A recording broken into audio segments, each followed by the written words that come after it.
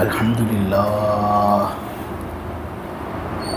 لله نحمده ونستعينه ونستغفره ونؤمن به ونتوكل عليه ونعوذ بالله من شرور أنفسنا ومن سيئات أعمالنا من يهده الله فلا مضل له ومن يضلله فلا هادي له ونشهد أن لا إله إلا الله وحده لا شريك له ونشهد أن سيدنا ومولانا وحبيبنا محمدا عبده ورسوله الحمد لله وكفى والصلاة والسلام على رسوله المصطفى وعلى عباده الذين ارتضى ومن بهداهم اهتدى وبآثار أهل المدينة اكتفى أعوذ بالله من الشيطان الرجيم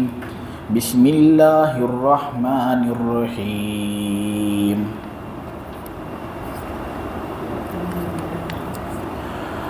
والذين آمنوا واتبعتهم ذريتهم بإيمان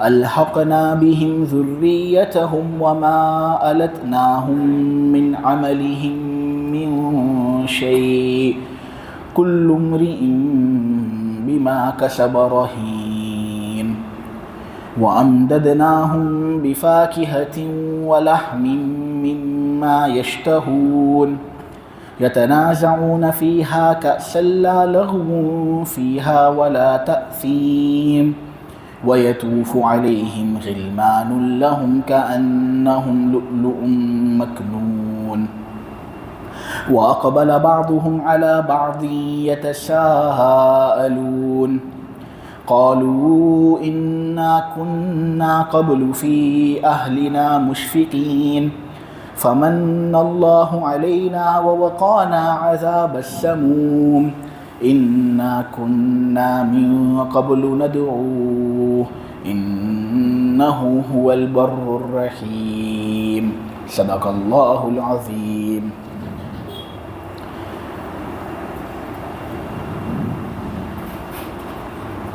وہ لوگ جو ایمان والے ہیں اور وہ جن کی اولاد نے ان کی ایمان لانے میں پیروی کی، ہم ان کے ساتھ ان کی اولاد کو شامل کر دیں گے اور ہم ذرہ برابر بھی ان کے اعمال میں کمی نہیں کریں گے۔ ہر شخص اپنے کیے ہوئے کرتوت کی وجہ سے گروی رکھا ہوا ہے، اور وہ لوگ جو ایمان لے آئے اور وہ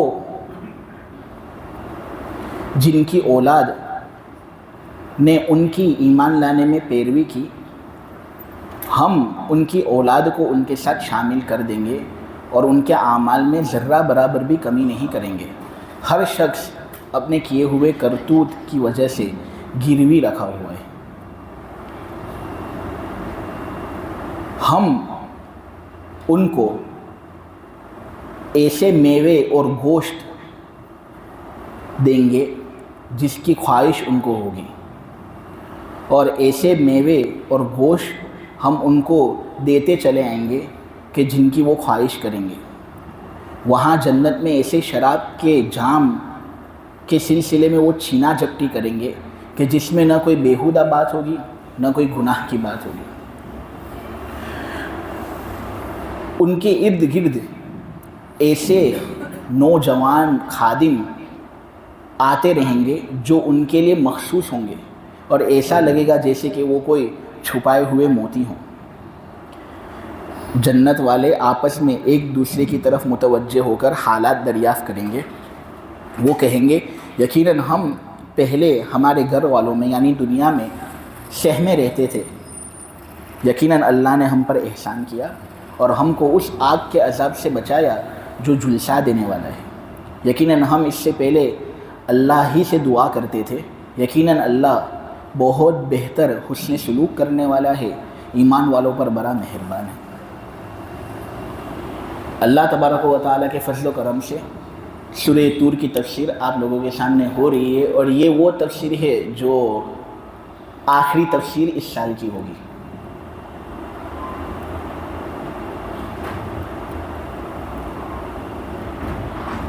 ایسی مجالس کے اندر بیٹھنا ہر ایک کو نصیب نہیں ہوتا. بہت اونچی مجالس یہ ہوتی ہیں. یہ اونچی اس وجہ سے نہیں ہوتی کہ کوئی بڑا آدمی اس کے اندر ہوتا ہے یا کوئی بڑا آدمی باتیں بیان کر رہا ہوتا ہے. اس وجہ سے یہ سب مجالسیں بڑی نہیں ہوتی. یہ مجالس بڑی اس لیے ہوتی ہے کیونکہ ان کے اندر قرآن کی تفسیر ہوتی ہے. اور جس مجلس کے اندر قرآن کی تفسیر ہو اور لوگ آپس میں اس مجلس میں قرآن سیکھتے ہوں سکھاتے ہوں، اللہ تبارک و تعالیٰ اپنی خاص رحمت سے ایسے لوگوں کو ڈھانپ لیتا ہے. فرشتے ایسے لوگوں پر بچھاتے ہیں اور ایسے لوگوں کے لیے تو بھلا ہی بھلا ہوتا ہے. لیکن دل کے اندر عظمت کا ہونا بھی بہت ضروری ہے. ہم اس کو بھی معمولی سمجھے اور ہم اس کی ناقدری کریں تو بے شک ہم سے بڑا محروم کوئی نہیں ہو. یہ رمضان کا مہینہ جو آنے والا ہے، اسی مہینے کے اندر تو یہ قرآن نازل ہوا. اور رمضان کو کیوں اتنی اہمیت ہے؟ کیونکہ اس کے اندر قرآن نازل ہوا. قرآن ہی ہے وہ چیز جس کی وجہ سے رمضان بہت اہم ہے. لیکن رمضان کے علاوہ کے اندر ہم قرآن کی ناقدری کرتے ہیں. جو چیز جتنی زیادہ قیمتی ہوتی ہے نا، جتنی زیادہ اس کی اہمیت ہوتی ہے، اس کا اہتمام اتنا ہی زیادہ کیا جاتا ہے. کوئی تقریب اگر ہو تو اس کا اہتمام لوگ کریں گے. کوئی اہم شخص صورت کے اندر آنے والا ہو تو اس کے لیے صورت کو سجایا جاتا ہے. تو اس طرح رمضان کا مہینہ ہمارے یہاں بہت قیمتی ہے. اس لیے ہم اس سے پہلے اہتمام کی تلقین کرتے ہیں اور لوگوں سے کہتے ہیں کہ اس مہینے کا اہتمام کرو اور اس سے پہلے ہی نیک اعمال کے اندر مشغول ہو جاؤ. نبی کریم صلی اللہ علیہ وسلم رمضان سے پہلے منبر پر تشریف لاتے اور لوگوں کو خطبہ دیتے. بیہقی کی روایت میں ہے، حضور کہتے ہیں لوگوں، تم پر ایک ایسا مہینہ شائع کیے ہوئے ہے جو بہت عظمت والا، بہت برکت والا ہے. اس مہینے کے اندر ایک رات ایسی ہے جو 1000 مہینوں سے زیادہ افضل ہے. اس مہینے کے اندر دن میں اے لوگوں تم پر روزے فرض ہیں، اس لیے روزے کبھی چھوڑنا مت. اور اس مہینے کی راتوں کے اندر نماز پڑھنا تم پر بطور نفل حوالے کیا گیا ہے. یعنی پڑھنا ضروری نہیں، لیکن اگر پڑھو تو بہت ثواب ملے گا تم کو. اس مہینے کے اندر ایک نفل کام کرنا فرض کام کرنے کی طرح ہے، اور اس مہینے کے اندر فرض کام کرنا 70 فرائض کو انجام دینے کی طرح ہے. اس مہینے کا پہلا عشرہ رحمت کا عشرہ ہے، جس کے اندر اللہ تبارک و تعالیٰ اپنے بے شمار بندوں پر رحمت نازل فرماتے ہیں. اس مہینے کا جو دوسرا عشرہ ہے وہ مغفرت کا عشرہ ہے، بے شمار بندوں کو اللہ معاف کرتا ہے. اور پھر اس مہینے کا جو آخری عشرہ ہے اس کا تو کیا کہنا، آگ سے خلاصی کا عشرہ. اس میں اللہ اپنے بے شمار بندوں کو رہا کرتا ہے، آزاد کرتا ہے. وہ جہنمی والے کام کرتے ہیں، گناہ کرتے، لیکن اللہ ان کو کہتا ہے کہ میں نے معاف کیا. اتنا عظیم الشان مہینہ. اس مہینے کے شروع ہونے سے پہلے ہم اپنے آپ کو ایسے ماحول کے اندر ڈالیں جو اس مہینے کے اندر ہم کو نیک کام کرنے پر ابھارے. ہم قرآن کی تلاوت ابھی سے شروع کر دیں، مجالسوں کے اندر ابھی سے شرکت شروع کر دیں، قرآن کی تفسیر سمجھنا شروع کر دیں. ہم کو کم سے کم معلوم تو ہو کہ جو امام صاحب تراویح کے اندر قرآن پڑھتے ہیں اس کا معنی کیا ہوتا ہے. وہ پڑھتے ہیں، وہ ایک اپنی الگ مزہ کے اندر پڑھتے ہیں. ہم کو بھی کچھ سمجھ میں آ جاوے اللہ ہم سے کیا کہنا چاہتا ہے. کوئی آدمی بہت امپورٹنٹ آدمی آپ کو میسج کرے گا، مثلا میں آپ کو مثال دوں، ہندوستان کا پی ایم آپ کو میسج کرتے ہیں، لیکن جو میسج ہے وہ آپ سمجھ ہی نہیں پاتے. بے چین رہو گے یعنی کہ بھائی اس نے کیوں میسج کیا. آپ لوگوں کو پوچھو گے، جو لوگ اس کی زبان جانتے ہیں آپ لوگوں سے پوچھو گے، ان کو پریشان کرو گے اور پھر وہ میسیج حل کرنے کی کوشش کرو گے تاکہ آپ کو پتہ چلے کہ اس میسیج میں کیا کہا جا رہا ہے. اتنا بڑا رب، آسمان اور زمین کا رب، اس نے بھی آپ لوگوں کو میسیج بھیجا ہے. یہ قرآن. اس لیے آپ لوگوں کے اندر یہ فکر ہونی چاہیے کہ ہم بھی ذرا اس کو سمجھیں. کیا ہے اس کلام کے اندر؟ کیوں ہے یہ کلام اتنا عظیم کہ جو پڑھنے والے پڑھتے ہیں تو پڑھ کر رو دیتے ہیں؟ اس میں ایسا تو کیا ہے؟ ہم بھی سمجھیں. آج جو سب سے پہلی آیت ہے اس کے اندر اللہ تبارک و تعالیٰ نے یہ بات کہی ہے کہ بہت سے لوگ ایسے ہیں جو ایمان والے ہیں اور انہوں نے بہت اچھی نیکیاں کی، بہت اچھے کام کیے اور اپنے آپ کو انہوں نے اونچے درجوں پر فائز کیا. جنت کے اندر اللہ تبارک و تعالیٰ نے ان کو سیٹ کر دیا. جب وہ جنت کے اندر جائیں گے نا تو اگر ان کی اولاد کو ان کے ساتھ رکھا نہیں جائے گا، ان کی فیملی اگر ان کے ساتھ نہیں ہوگی تو جنت کے اندر اصل مزہ اور اصل لطف ان کو حاصل نہیں ہوگا. تو اللہ تبارک و تعالیٰ ایسے لوگوں کو خوشخبری دے رہے ہیں کہ دیکھو تم اچھے کام کرو گے تو تمہارے اچھے کام کرنے کی وجہ سے اگر تمہاری اولاد بھی ایمان والی ہے تو اگرچہ انہوں نے وہ اچھے کام نہیں کیے جو تم نے کیے، اگرچہ وہ بہت زیادہ دیندار نہیں ہے جتنا تم دیندار ہو، لیکن اللہ تبارک و تعالیٰ تمہارے اعمال میں سے کسی بھی عمل میں کمی کیے بغیر ان کو بھی وہی درجہ دے دے گا. اسی لیے کہتے ہیں جو مفتیان کرام ہیں نا، ان کی اولاد اگر کبھی ذرا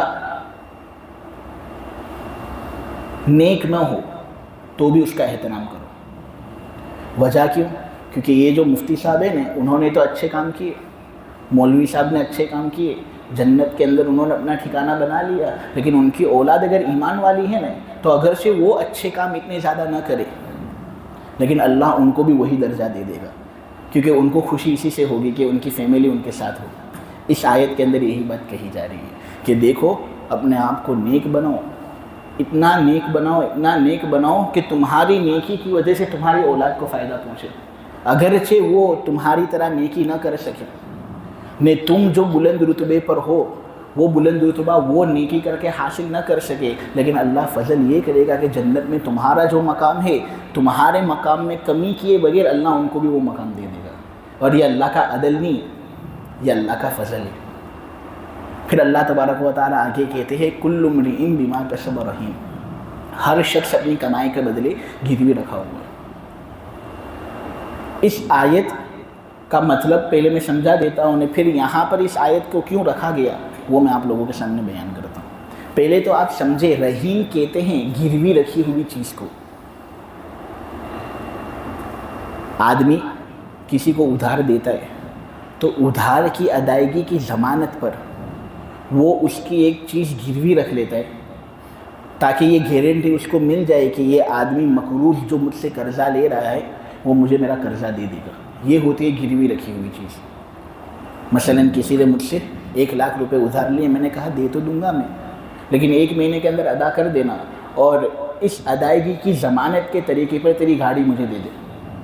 یہ میرے پاس گروی، جب تو 1,00,000 روپے مجھے دے دے گا تو میں تیری گاڑی تجھے دے دوں گا. تو یہ جو گاڑی اس کے پاس تھی نا یہ ہے رہین، گروی رکھی ہوئی چیز.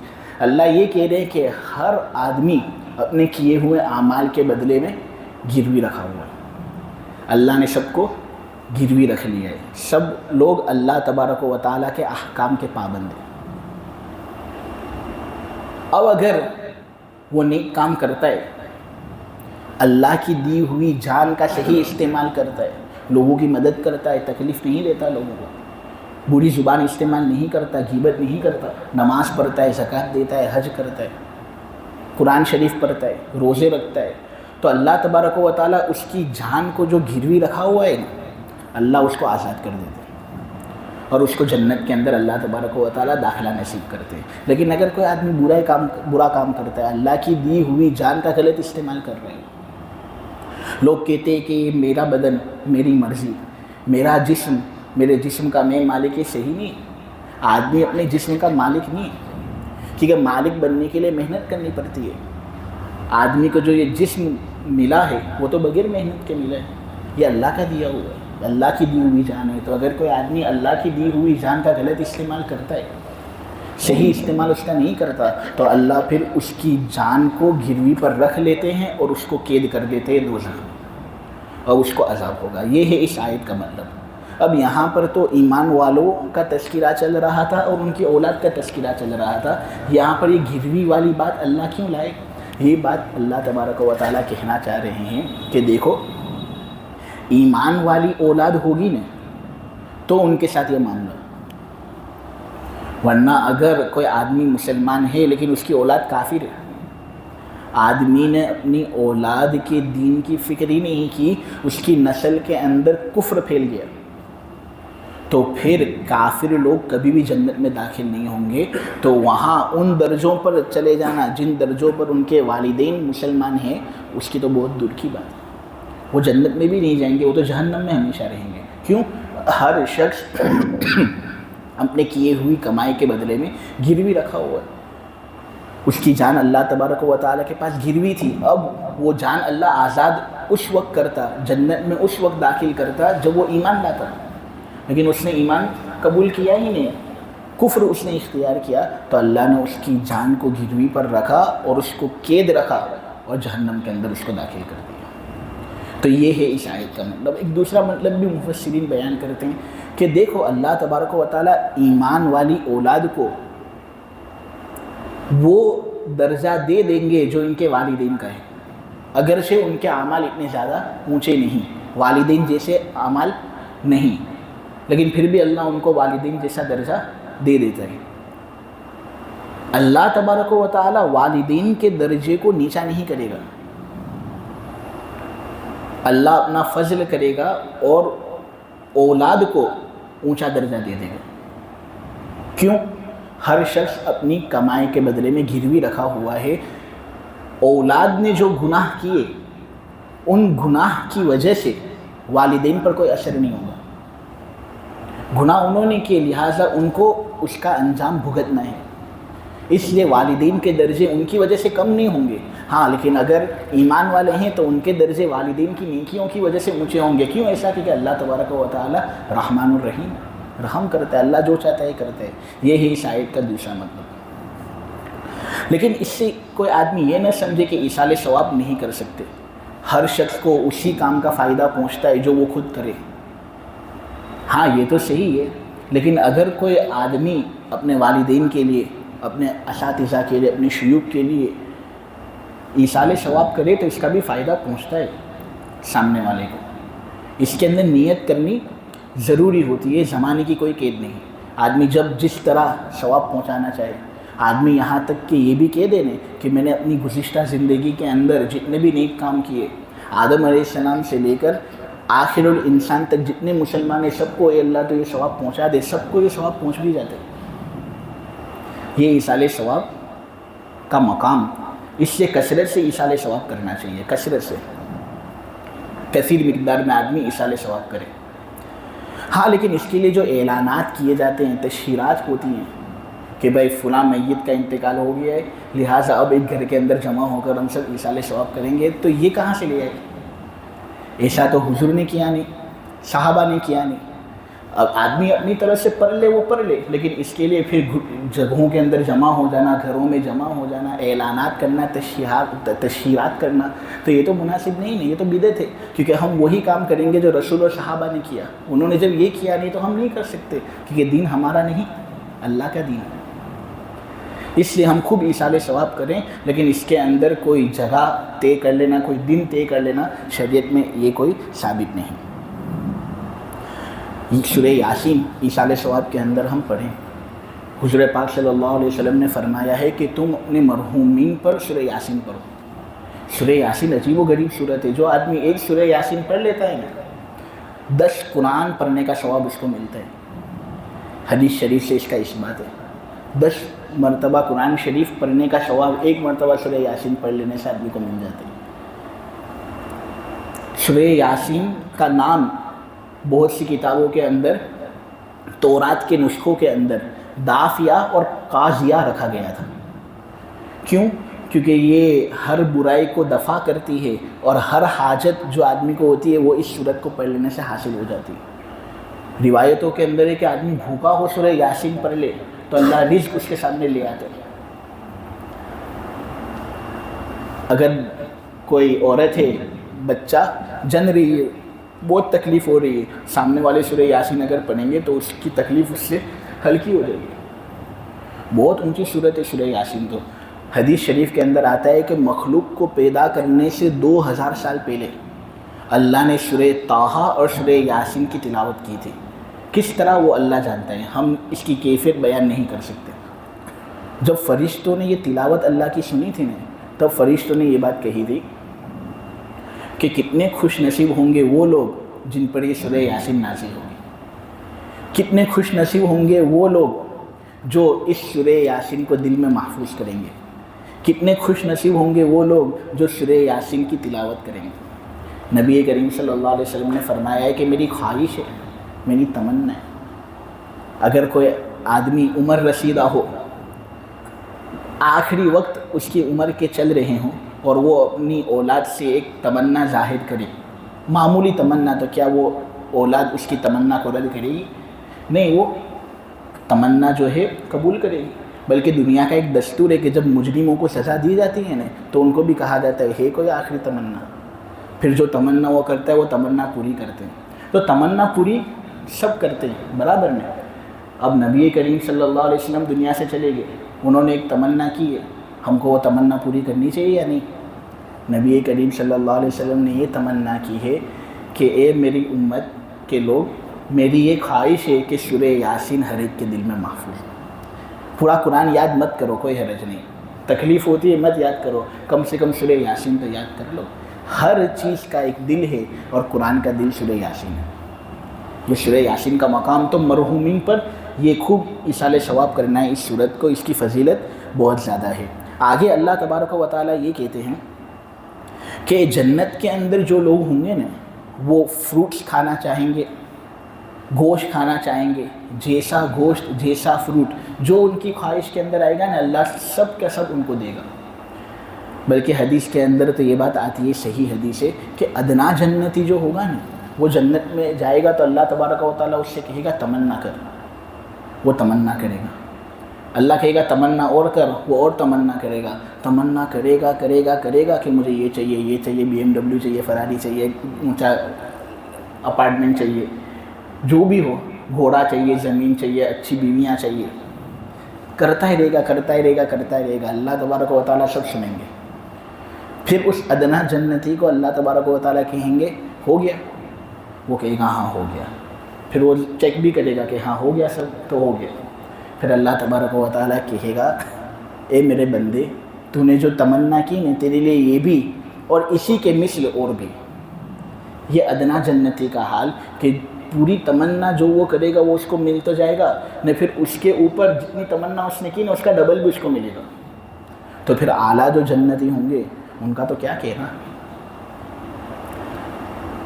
آدمی گرمی کا موسم ہو اور AC وغیرہ چالو ہو تو مسجد کے اندر آنے میں کتنی مزہ آتی ہے۔ آدمی پسینے کے اندر شرابور ہو، بچے بہت کھیلتے کودتے ہیں، پسینے میں شرابور ہوتے ہیں، پھر مغرب کی نماز میں شریک ہو جاتے ہیں۔ جب AC جب وغیرہ چالو ہوتا ہے نا، تو ان کو عجیب ہی مزہ آتا ہے کہ ہاں ٹھنڈک میں ہے۔ سائے کے اندر رہنا اس زمانے میں ایسا ہی تھا، اس لیے اللہ تبارک و تعالیٰ کے جو رسول نے، انہوں نے لوگوں کو ایسی مثال دی کہ جنت کے اندر اتنے اتنے اونچے درخت ہوں گے کہ اگر کوئی آدمی اس اونچے درخت کے سائے کو ختم کرنا چاہے نہیں تو 100 سال تک بھی وہ چلے گا، تب بھی وہ سایہ ختم نہیں ہوگا۔ یعنی اس کے اندر موسم اتنا زیادہ خوشگوار ہوگا، اتنا زیادہ خوشگوار۔ اور جنت کے بارے میں اگر تمام فضیلتیں ہم سائڈ پر بھی رکھ دیں تو سب سے بڑی فضیلت تو یہی کہ بخاری کی روایت ہے، حضور نے یہ بات کہی ہے کہ جنت اتنی زبردست ہے کہ اگر ہم آنکھوں سے کوئی چیز اس کی طرح دیکھنا چاہیں تو ہم نہیں دیکھ سکتے، اگر ہم کانوں کے ذریعے کوئی چیز اس کے بارے میں سننا چاہے تو ہم سن بھی نہیں سکتے، کسی انسان کے دل پر اس کا خیال بھی نہیں آ سکتا۔ جتنے خیالات آئیں گے جنت اس سے ایک لیول اونچی۔ جنت کے اندر ایک کوڑا رکھنے کی جگہ، یہ دنیا و ما فیہا سے بہتر۔ یعنی آدمی اپنی جگہ کو محفوظ رکھنے کے لیے رومال رکھتا ہے نا، کتنی حقیر جگہ ہوتی ہے۔ پہلے زمانے میں لوگ سفر کرتے تھے تو کوڑا رکھتے تھے، وہ کوڑا رکھنے کی جو جگہ ہوتی ہے نا جنت میں، وہ دنیا و ما فیہا سے بہتر۔ تو پھر پوری جنت کیسی ہوگی؟ جنتی عورت اگر ایک مرتبہ دنیا کی طرف جھانک لے نا، اگر وہ جھانک لے، وہ جھانکے گی نہیں، کیوں؟ کیونکہ اس کو دنیا سے کیا لینا دینا، اور دنیا میں لینے کا کیا ہے؟ تو وہ جھانکے گی تو ہے نہیں، لیکن حضور کہتے ہیں کہ اگر وہ جھانک لینے تو دنیا اور آسمان کا جتنا راستہ ہے سب خوشبو سے معطر ہو جائے، سب روشن ہو جائے۔ اس کی آنکھ کا یہ پاور، تو پھر اس کا حلیہ کیسا ہوگا؟ جنت کی عورتوں کے بارے میں یہ بات کہی گئی ہے کہ اس کے سر کا دوپٹہ یہ دنیا و ما فیہا سے بہتر ہے۔ سر کا دوپٹہ اتنا عالیشان، تو بال کیسے ہوں گے؟ ادنا جنتی کا حال یہ ہوگا کہ اس کے پاس 80,000 خادم اور 72 حوریں۔ ادنا جنتی کا یہ حال، تو اعلیٰ جنتی کا کیا کہنا؟ تو جب جنت اتنی زبردست ہے تو ہم یہ معمولی زندگی کے اندر کیوں ایسے کام کرتے جو خود ہم اپنے آپ کو جنت سے محروم کر رہے ہیں؟ آدمی کو تو باقی رہنے والی چیز کو ترجیح دینی چاہیے نا، اس چیز پر جو فنا ہونے والی ہو، لیکن ہم فنا ہونے والی چیز کو ترجیح دے رہے ہیں اس چیز پر جو باقی رہنے والا ہو۔ یہ کہاں کی عقل مندی؟ اللہ تبارک و تعالیٰ کہتے ہیں کہ ایسے خدمت کرنے والے لوگ ان کے ارد گرد چکر لگائیں گے جو ان کے لیے خاص ہوں گے، اور وہ جو خدمت کرنے والے لوگ ہوں گے نا وہ بہت بڑی عمر کے نہیں ہوں گے۔ بڑی عمر کے لوگ اگر ہوں تو ان سے خدمت لینے میں مزہ نہیں آتا، کیونکہ ان کا احترام دل میں ہوتا ہے نا۔ مثلاً اگر میں کوئی بڑی عمر کے آدمی سے خدمت لوں تو مزہ نہیں آتا اس میں، کیونکہ ان کی داڑھی ہوتی ہے، ہو سکتا ہے کہ وہ کریں کام، ہو سکتا ہے کہ وہ کام کرنے سے منع کر دیں، پھر ایک طرح کی عظمت بھی ان کے دل کے اندر ہوتی ہے۔ لیکن چھوٹے بچے جو ہوتے ہیں، ایک تو ان کو دیکھنے میں مزہ آتا ہے، ان کو آدمی چاہتا ہے کہ میں ان کے ساتھ کھیلوں، وہ ان کو پھر ان کے ساتھ مذاق کرتا ہے، مستی کرتا ہے، میں پھر خدمت لینے میں ان سے آدمی پیچھے نہیں ہٹتا، بنداس خدمت لیتا ہے۔ کہ چھوٹے بچے ہیں، بیٹا ذرا پانی لے کر آنا۔ جس کے گھر میں چھوٹے چھوٹے بچے ہیں ان کو معلوم ہے، پوتے ہوں پوتریاں ہوں، تو چھوٹے چھوٹے بچے اس طرح جنت کے اندر ہوں گے، خوبصورت چھپا کر رکھی ہوئی موتیاں جس طرح ہوتی ہیں نا، اس طرح وہ باری باری آئیں گے، خدمت کریں گے، تو آدمی بنداس خدمت لے گا۔ اور پھر اس طرح لوگ بیٹھے ہوں گے اور جنتی لوگ آپس میں ایک دوسرے سے حالات پوچھیں گے کہ بھائی تیری زندگی کیسی؟ وہ کہے گا ارے بہت مست۔ وہ اس سے پوچھے گا تیری زندگی کیسی؟ تو وہ بھی الحمدللہ اللہ کا شکر ادا کرے گا، اور سب سے بڑا شکر تو اس بات پر ادا کریں گے کہ اللہ نے ہم کو دوزخ سے بچا لیا، اس آگ کے عذاب سے بچا لیا جو جھلسا دینے والا ہے، سموم۔ کیونکہ وہ عذاب جو ہے نا حقیقت میں بہت خطرناک عذاب ہے۔ اگر ہمیں اس سے ڈر لگتا ہے تو رمضان کا مہینہ آ رہا ہے، ہم رمضان کے مہینے میں خوب اللہ تبارک و تعالیٰ کی فرما برداری کریں، راتوں کو جاگیں، تہجد پڑھیں، اللہ سے دعا مانگے، تڑپ تڑپ کر دعا مانگے، اس طرح دعا مانگے جس طرح ایک چھوٹا بچہ اپنے باپ سے کوئی چیز مانگتا ہو، اللہ کو منائے۔ بہت اونچا مہینہ ہے یہ رمضان کو۔ رمضان کیوں کہتے ہیں؟ رمضان کا معنی ہوتا ہے جھلسا دینے والا۔ اس مہینے کے اندر چونکہ آدمی اپنے آپ کو جھلسا دیتا ہے نا، تڑپتا ہے نا، وہ جھلساتا ہے، اللہ سے معافی مانگتا ہے، رو رو کر معافی مانگتا ہے۔ کوئی نہیں ہوتا دیکھنے والا تب بھی کمرے کے اندر رہ کر ہسکیاں لگا لگا کر روتا ہے، وہ اپنے آپ کو جھلساتا ہے۔ اس لیے تو اس مہینے کو رمضان کہتے ہیں، جھلسا دینے والا مہینہ، تڑپنے والا مہینہ۔ تو آدمی خوب اپنے آپ کو اس میں محنت کے اندر ڈالے، پھر اللہ تبارک و تعالیٰ عید لے کر آئیں گے اور خوشیاں پھر ہوں گی۔ لیکن اس مہینے کے اندر تو بہت محنت کرنی ہے۔ آپس میں ایک دوسرے سے وہ حالات پوچھیں گے تو پھر تذکرہ کرتے کرتے یہ کہیں گے کہ دیکھو دنیا کے اندر ہم غفلت کی زندگی نہیں گزارتے تھے، دنیا کے اندر ہم ہمارے گھر والوں کے اندر رہتے تھے، لیکن اس کے باوجود ہم اللہ کے عذاب سے ڈرے رہتے تھے، سہمے رہتے تھے، اس لیے ہمارا یہ مقام ہے۔ اور پھر وہ کہیں گے کہ ہم اللہ تبارک و تعالیٰ سے دعا بھی بہت کرتے تھے، اور اللہ تبارک و تعالیٰ حسن سلوک کرنے والا ہے، ایمان والوں پر بہت رحم کرتا ہے۔ وہ کافروں پر جتنا رحم نہیں کرتا اتنا زیادہ وہ ایمان والوں پر رحم کرتا ہے۔ کافروں پر بھی وہ رحم کرتا ہے، اگرچہ وہ اس کا نام نہیں لیتے، لیکن اللہ ان کو بھی کھلاتا ہے، پلاتا ہے۔ کیسے کھاتے ہیں، کیسے پیتے ہیں، لیکن اللہ کا شکر ادا کرتے ہی نہیں۔ ہاں لیکن جو ایمان والے ہوتے ہیں نا، اللہ کا شکر ادا کرتے ہیں، اللہ تبارک و تعالیٰ ان کے ساتھ بہت حسن سلوک کرتا ہے۔ جو دعا وہ اللہ سے مانگتے ہیں اللہ ان کی دعاؤں کو بھی قبول کرتا ہے۔ اب آدمی اللہ تبارک و تعالیٰ سے جو دعا کرتا ہے نا، تو کبھی کبھی ہوتا ایسا ہے کہ اللہ بعین ہی وہ مانگی ہوئی چیز دے دیتے۔ کبھی ایسا ہوتا ہے کہ مصیبت اللہ تبارک و تعالیٰ اس پر ہوتی ہے، دعا کے بدلے میں اس کو ٹال دیتے۔ دعا کرنے سے کبھی ایسا ہوتا ہے کہ اللہ کچھ دیتا ہی نہیں، آخرت میں اجر اس کا جمع ہو جاتا ہے۔ تو کبھی ایسا ہوتا ہے کہ آدمی دعا مانگتا ہے تو کسی ایک چیز کے لیے، لیکن اس کے لیے بہتری کسی دوسری چیز میں ہوتی ہے تو اللہ وہ چیز اس کو دے دیتا ہے۔ دعا کبھی بھی اللہ تبارک و تعالیٰ رد نہیں کرتا، اس لیے دعا بہت زیادہ مانگنے کا اہتمام ہو، خصوصاً رمضان کے مہینے میں، یہ تو مانگنے کا مہینہ ہے۔ جو آدمی اسباب ہی کو اختیار کرتا رہے، دکان کھولتا ہے، محنت کرتا ہے، دکان کی جو ریلز وغیرہ ہوتی ہیں انسٹاگرام پر ڈالتا ہے اور بہت محنت کرتا ہے، اسباب ہی کو اختیار کرتا رہتا ہے، دعا نہیں مانگتا، اس سے بڑا متکبر کوئی نہیں، کیونکہ وہ یہی سمجھ رہا ہوتا ہے نا کہ سب کچھ مجھ ہی سے ہوگا، اس لیے اس سے بڑا متکبر کوئی نہیں۔ اور ایک آدمی وہ ہوتا ہے جو محنت بھی کرتا ہے اور دعا بھی مانگتا ہے، یہ آدمی سب سے زیادہ کامیاب شخص ہے۔ ہاں لیکن اس میں بھی لوگ گھلو کرتے ہیں، کچھ لوگ ایسے ہوتے ہیں جو دعا ہی مانگتے رہتے ہیں، محنت کرتے ہی نہیں، تو اس سے بڑی بیوقوفی کوئی چیز نہیں ہو سکتی، کیونکہ آدمی اختیار والا ہے، یہ سب کو معلوم ہے، جانور کو بھی معلوم ہے۔ تم جانور کو اگر پتھر مارو گے تو جانور پتھر کی طرف نہیں تمہاری طرف بھاگے گا، کیونکہ اس کو معلوم ہے کہ پھینکنے والے کا اختیار ہے۔